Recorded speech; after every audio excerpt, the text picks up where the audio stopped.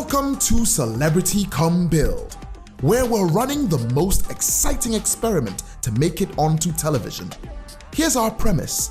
Take a lot of really famous people, teach them a transformative, highly technical skill, have them discover the power of attention to detail, accurate, well-articulated plans, and aligned effort through a project. But this project would be the kind they are highly unlikely to ever have undertaken in the past.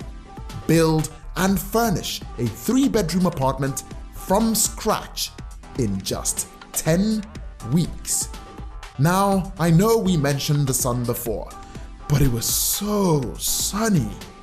But as it turned out, if you place willing students in the care of committed, skilled teachers, the outcomes can be very interesting indeed. As the cement got moved and mixed, the blocks piled up, and the unmistakable signs of a future home emerge from what had not too long ago been just hard, packed earth. Our contestants grow in confidence, and we head towards the unveiling of a new player in this game of ours. You're watching Celebrity Come Build. Find us on all social media handles as CCB Naija and follow the action.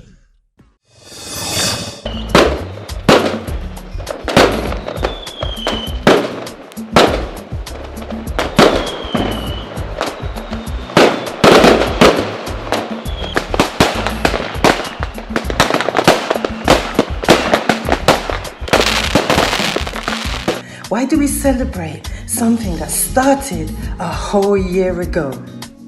Because it's good to give thanks. It's good to reflect and look back on what we've done throughout the year. The highs, the lows, the good, the bad. Where we've learned lessons, where we can retract, refrain and rebuild. We can reflect on what has been said. Look at all the anecdotes. The sincere messages from the heart, the stories of real life that has affected you and affected me. Everyone around the world has been affected by this pandemic and these lockdowns around the world. And we've shared our stories, we've shared our experiences. We are still here, for better, for worse. We are still here. Building together. We're stronger together. We can get through these times together. Yes, that's why we come together to celebrate a whole year of achievements. I started something within the lockdown period, within this pandemic. So many of you around the world have started new things, have created and brought your visions to reality. That's why we celebrate. Your community, your world, was just an idea, was just a vision.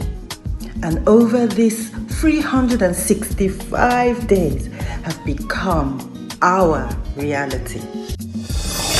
Yes, it's been 1 year already. Hello, welcome to Your Community, Your World. My name is Shola Ladinika. This program looks at what's happening within your community. I'll say a big thank you to every single one of you, especially those who have contributed to all our shows, and for you for watching. Thank you so much. Today's show is my interview with a writer, a poet, a life coach, and many more. Her name is Emmanuella Esilokwomoba. Emmanuella Esilokwomoba. A writer, a poet, a journalist, and a life coach. Welcome to the show. Thank you. Okay. You're a writer. You've written, I understand, at least 3 books. Yes. And many more to come. Yes. How did you get into the writing industry? Well, I would say that it was something inherent. Okay. Okay, and I got to discover it. I had this flair for writing. You had a flair for writing? Yes, and then I worked on it. Okay. Now, I mean, my next question would be, how do you know you have a flair for writing? You know, what happened? Was it when you were doing your GCSE that you knew you had a flair for writing, or it just something happened along the way? No, something happened. It just happened. I just discovered it. And it all boils down to passion. When you have something in you that keeps nudging you, that just refuses to let you be, it's an indication, of a path you should tread on. Now, what does it take to write? I mean, I know that, especially you're a writer and you're a poet, so that's two different types of writing, isn't it? So, how did you get into it? How did you know that, yes, I'm a good poet? Well, I got to know, I mean, you can't really blow your own trumpet. True. So people had to say that to me. But I knew that I got inspired. I could get inspired from anything. Okay. For instance, when I wrote the poem Africa, I was in a bus and I saw how some ladies were there. There was this particular lady, she had a baby on her back. Okay. She had 2 other children on her laps. And several others, it just, really juggled up together. Okay. And that inspired me to write that poem. I look around my environment. I look around, I'm a good observer. Okay. It influences my writing, yes. I observe a lot. And that's why people say, oh, you always look like you're in deep thought and stuff like that. Yes, because I want to suck up my environment, wherever I'm at, whatever is happening. I want to know what's happening, and then it influences my writing. Inspiration. Okay. Now let's talk about your first book. What prompted you to write your first book and get it published? Well, what was the experience like? I wrote my first poem in 2009. Okay. And by 2011, that collection, that poetry collection, was completed. And it was 21 poems. Okay. Pondering Whispers. And as a date, I have over 100 poems, and I have about 70 of them published in 2 different collections. Wow. Okay. I mean, looking at a few of your poems, it appears you have a positive outlook in life. Would that be correct? Yes, very correct. Okay.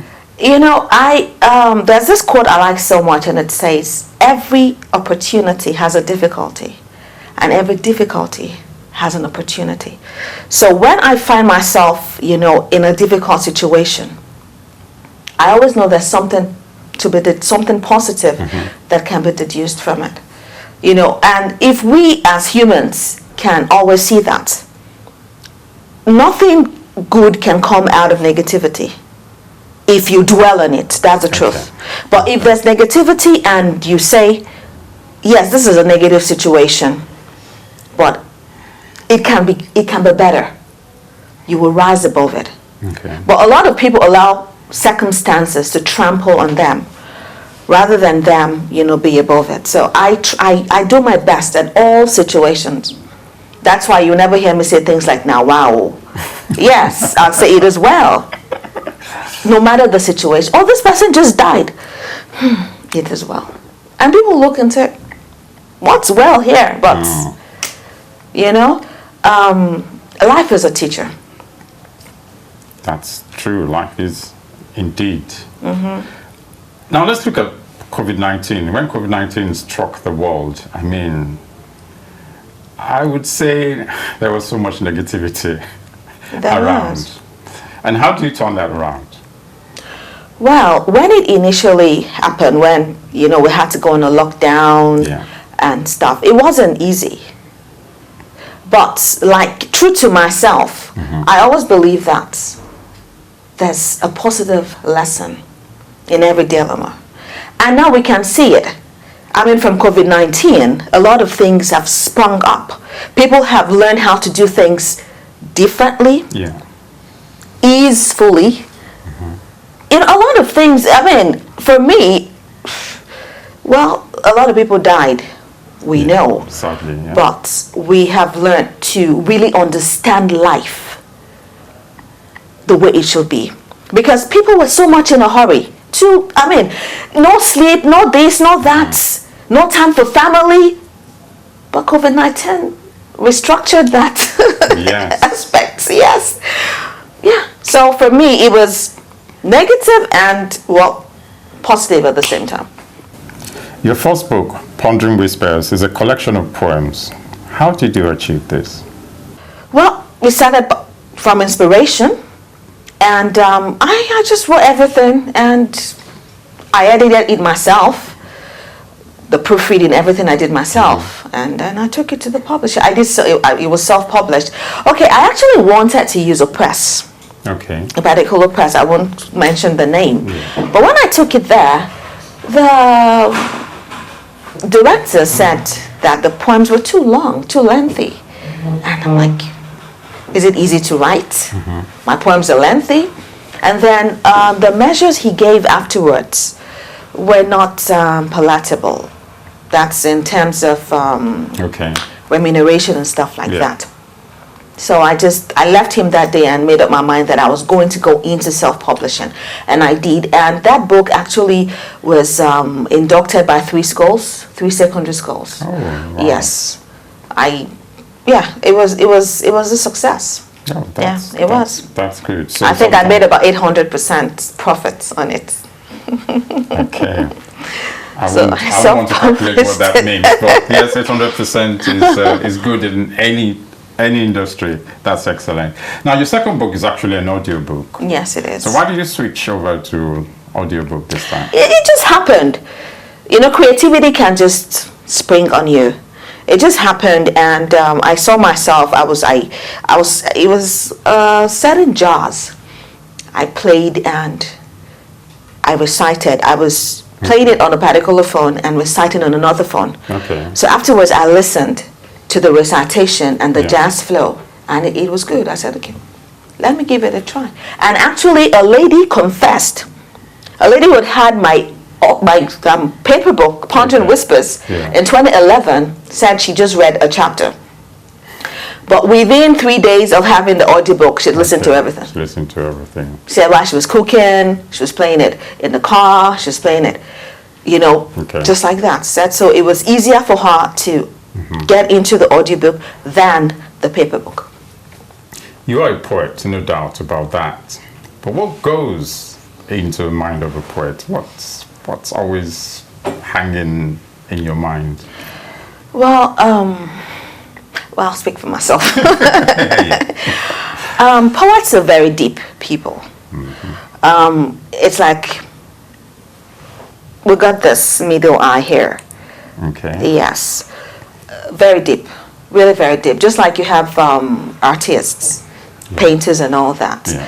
We see things differently, truly, and then it also depends on the kind of poetry you're into. For me, I'm a didactic poet. Okay. I really look at the critical issues of life and try to bring out the positivity. When it comes to writing, they say every writer, sometimes they do have this writer's block. As a poet, should I use the word poet's block? Whereby, you're writing a poem and then you just get stuck. Does that really happen? I have never had that situation, never. What actually happens to me is this. I get inspiration or inspired to write something. Yeah. And if I don't, because I'm involved in a lot of things. So I get inspired to write and I don't have the time to write. I actually become very uneasy. Very, very uneasy. I will not have peace until I have written that which was sent to me. The muses. I call them the muses have visited again. They've come. I will have no peace. I can't eat. I can't do nothing until I do justice to that topic. And the moment I start writing, there are times that I will have to hold my hand. And normally I don't. I write on pen and paper. Okay. Yeah, I'm that traditional. Okay. I write on pen and paper and then convert to my computer or my phone or whatever. So sometimes I have to just hold my hand. Stop, it's okay. Sometimes I fling the biro away that it is too much. Yes. Okay. You have your hands in many pies, one of which is being a life coach. How and when did this happen? Well, I discovered everything about me borders around discovery. I discovered around 2006 Okay. that I love being around teenagers. I love listening to the stories. I was just interested in them. And then some funny teenage stories around me also influenced me. So I was just really interested in getting into the teenage world, trying to understand them, because I know that it's a very turbulent aspect of one's life.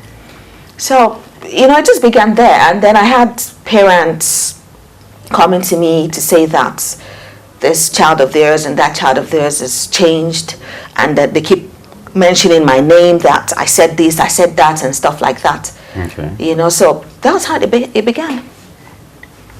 That was how it began. So you're kind of influencing the youths, are you? Yes. I love to. And you said this was also prompted by your teenage experience. Yes. Are you willing to share one or two? Oh, well, where do I start from? Somewhere in the middle. Well, I would say that growing up, Okay. during my teenagehood, I had a few recalcitrant friends, and I would listen to them, their pains, how the parents didn't understand them, Okay. how the parents would do this and this and this and that and all that. And, the parents thought they were trying to enforce something positive or whatever, but they were actually pushing the kids away from them, And I want to say this. Every teenager demands respect. Because, like, a teenager I know said, I'm not a teen, I'm a kidult. I'm not a kid, and I'm not an adult. Okay. I'm a kid adult. Somewhere I'm in both. between. I'm a kid and an adult in between. Yeah. So it's a very, very, very sensitive point in life, and if we do not know how to handle them, we'll lose them, because you will just push them to the wrong That's true. hands and all that. So they need love. So I was able to do that. I was able to, when the parents pushed them away, I was able to bring them to me. Okay. I was a listening ear. Okay, Okay. what is this? And all that. Because based on the few experiences I had, I was able to listen to them, talk to them, and they listened to me as well, because they felt loved, they felt understood. Okay. And so they weren't scared. I noticed in your latest book, there was a quote I read which says, I'm just going to paraphrase it. It says, every challenge has an expiry date. Yes, it does. Nothing lasts forever on this side of eternity. I just wanted to just elaborate on that, just give us more insight to that. Like I just said, nothing lasts forever on this side of eternity. Nothing lasts forever. It's that simple. It's that simple. So I was inspired to write that because, let me use myself as an example. Growing up, I had a migraine. I used to suffer from migraines. It started when I was 9. I remember the first time I was diagnosed with that. The doctor said, "What's she thinking about? I mean, migraines are for adults." And then I was on prescription drugs and all that. But today it's gone. The doctor said I was going to have to use glasses at 18. I'm far beyond 18 and I haven't worn glasses. So a lot of people depression comes as a result of hopelessness. You just feel, this is the end of the road. Suicide and stuff like that. Yeah. It's not the end of the road. After the rain will come sunshine. True. If we can be patient enough. That quote is just talking about patience. Just be patient. Another one also says, do not expire before the expiration of your challenge. I have another one like that. Okay, yeah. So nothing lasts forever. Nothing lasts forever. I mean, where's my great-grandfather or my grandfather or so that's it. Nothing lasts forever on earth. That's it. That's just it. So if something comes now troubling you, it will end at a point. Don't think it's the end of the world. No, it's not. Believe in You is one of your poems. Can you read it to us? Yes, I will. Believe in You, I actually wrote that poem in tears. I was inspired by a movie, a true life story. Okay. I love true life stories. By this Paralympian, Loretta Claiborne. She was the only disabled amongst her siblings and all that. But her mother never treated her like that. Never treated her like, she was, and all that.